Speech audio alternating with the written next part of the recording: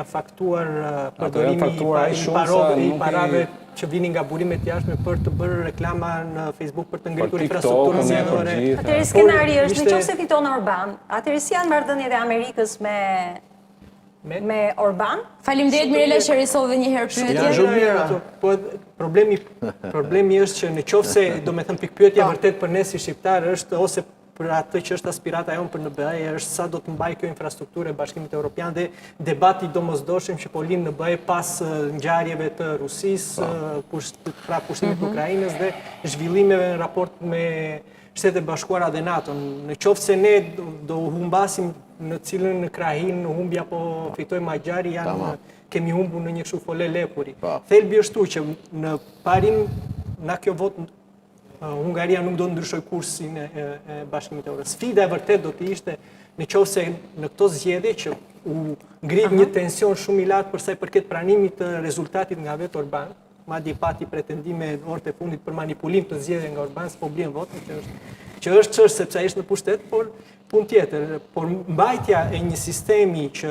është në kundërshtim për sa i përket vlerave të demokracisë, pra respektimi shtetit së drejtës brenda Evropës do të ishte problematike. Në qoftë se pastaj postojmë debatin tek vlerat që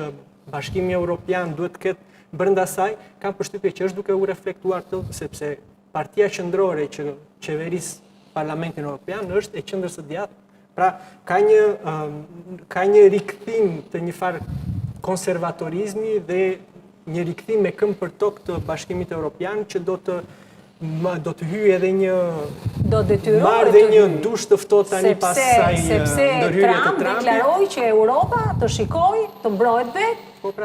administrohet dhe ata po detyrohen të kthehen në parimet konservatore, sepse ishin tepër liberale. Në vitin tjetër janë zgjedhjet në Francë që do të tregojnë shumë për tendencën globale, botërore, europiane. Do të ngrojë edhe një herë këtë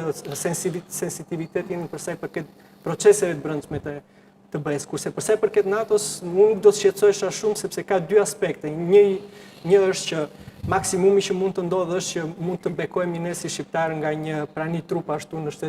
Shqipëri, sepse e vetmja gjë që ka në dorë Trumpi është të spostoj trupa në disa nga vendet e NATO-s, nga ato që janë më pak të preferuara, për shembull sepse janë përgjigju negativisht si në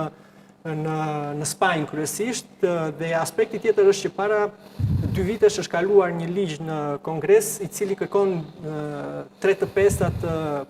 Senatit për të miratuar një kërkesë eventuale për daljen nga NATO, kështu që është një skenari pamundshëm deri tani. E mira ishte që në ky moment ne si shqiptarë mësojmë që është e rëndësishme Bashkimi Evropian, po, është i rëndësishme NATO, po, por nuk mund të mjaftojmë me aq pak forca ushtarake dhe me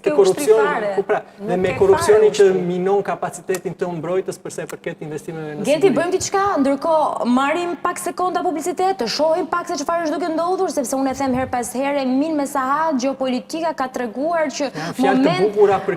moment pas momenti ka zhvillime interesante të cilat disa i kanë parashikuar e disa jo. Kështu që na duhet edhe pak kohë televizive sa të shohim se çfarë është duke ndodhur, pak sekonda publicitet dhe më pas rikthehemi për të zbuluar të gjitha në pjesën e dytë.